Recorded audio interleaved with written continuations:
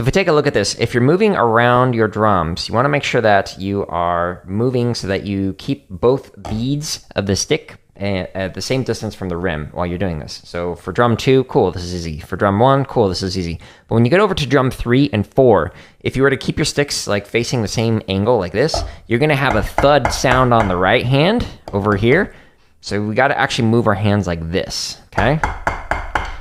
And then for the left hand, it's the same thing. We don't wanna have the left playing here. We want to have it so that the left is equidistant.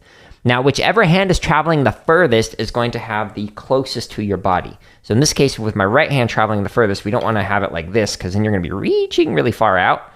Okay, so we don't want to reach. We want to make it so that it's the smallest amount of motion when going across like this while you windshield wiper. When you're going from one drum to the next drum, you want to make sure that you are moving in an efficient manner and moving in such a way that you are hitting a downstroke rather than a sweeping or slicing stroke. We're going to use like a lead Howard Stevens mallet approach that you'd use like on marimba for the drums. So we're going to do a downstroke. As soon as the stick rebounds, you're going to move using your upper body, not turning your wrist, but moving your upper body, specifically the arm, so that it moves and rebounds up and over.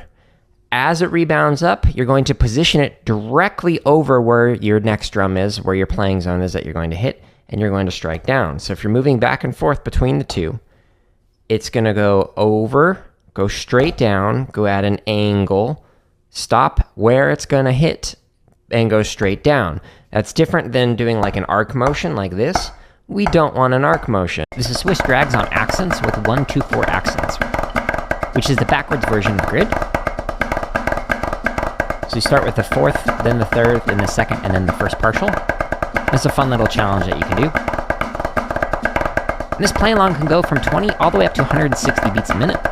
And you can find it on the link on the screen, as well as hundreds more.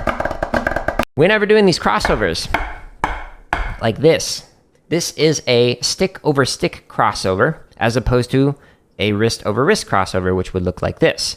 So whenever we're doing the crossovers, we want to make sure that the hand that's underneath is staying nice and low. So check out the angle of this. It needs to stay at a resting height. There's a tendency for some tenor players to play a bit high or to hold their sticks a little bit too up. And then when you're attacking this, you're having to attack it from an angle because this stick is in your way. You don't want that. Okay, so keep the hand that's underneath nice and low. And while you're doing this, make sure that your crossovers and your round the drums does not impact your hip motion, not doing the twist, and not your shoulder motion. We're not trying to do any kind of shimmy, because then it makes your camera all blurry, like that. This exercise called Rebound. What I'm going to do is some crossovers with this. So when I hit, I'm going to strike it so that it goes down, and as it rebounds up, I'm going to move over into the next position so that it can go straight down from there, and I'm going to move as quickly as I possibly can, even if I'm playing this as slow as 20, as you can go with this particular play along.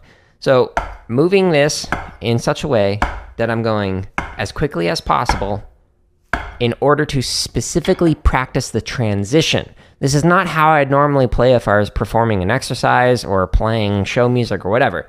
This is specifically to work on the transition from one drum to the next and making it as fast as possible. In college, I was forced to do marching band for a music education degree. You had to do 2 years of it. I was a center snare. In 2005, Vanguard was switching over to match grip for the snare line. About 30 minutes before the start of the rehearsal, I was just practicing match grip, just going through like some Vanguard exercises and whatnot in my free time before the start of rehearsal. Why is that important? Well, the drumline instructor came up to me and was like, if I see you playing that way again, meaning match grip on snare drum, you're off my line. And I was like, dude, you can't tell me what I do and don't do in my free time. And he's like, you're no longer center. Talked to the band director at the time, and he's like, well, I'm not going to fail you, even though the instructor wants me to fail you for this, which that's absurd. I am going to just keep you on the end snare, and you're no longer going to be center, to try and like just keep the middle ground with this. It didn't matter that I had 5 years of drum corps experience. I was forced to be in there in order to graduate and forced to deal with somebody who was abusing myself and other people on the drum line. So it was great.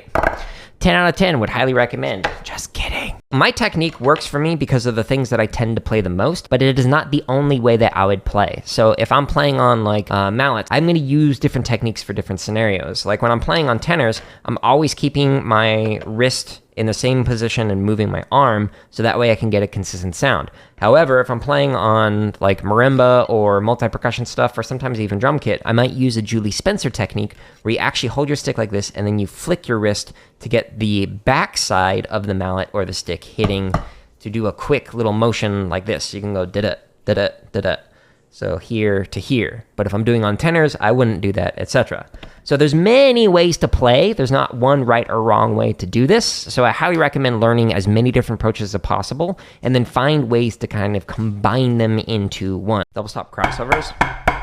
So there's a stick over stick crossover, and there's a wrist over wrist crossover. But when you're doing this double stop, you want to try and get equal volume, so it's not like this. One is too high and the other is too low. So you want to attempt to get it so that they're even. And once you get comfortable with one hand on top, switch to the other hand on top as well. And ideally, you'll be able to go back and forth between them and playing in the same playing zones on the pad. Then once you get the stick over stick or the wrist over wrist, switch to the other one. So then switch over to this one and try and get used to that. This can use some different muscle groups in terms of how you are doing the crossover, because I'm having to use more of my upper body to move around the drums than I am right here, which is just like more pivoting at the elbow while keeping the wrist and the forearm in alignment with each other. That second note right there that I'm hitting on the rim is a consistent air that I'm having right now that I've been able to identify. So I realized I needed to get my playing zone closer to drum 3 in drum 1, and I need to get that second note over enough to drum 3. So look for those consistent airs, and then sit there and refine it and focus on trying to refine it at least. In order to figure out what it is that you need to work on, what I recommend doing is going 5, 10, maybe even 20 clicks at a time, depending on how fast you can play something, to find out how does it sound when you start at 40 and then go to 50 to 60, 70, etc. And eventually you're going to get to a point where you might alter your technique from like a slower technique to a faster technique. And it's going to kind of be in that gray area where it does not sound great. After you find that gray area, again, just go into the timestamps of any of these like 2,000 hours of free drumming play-alongs and just go up one click at a time to slowly refine yourself. 170, see if we crash and burn. This morning's stream gonna require some assistance with the fire department.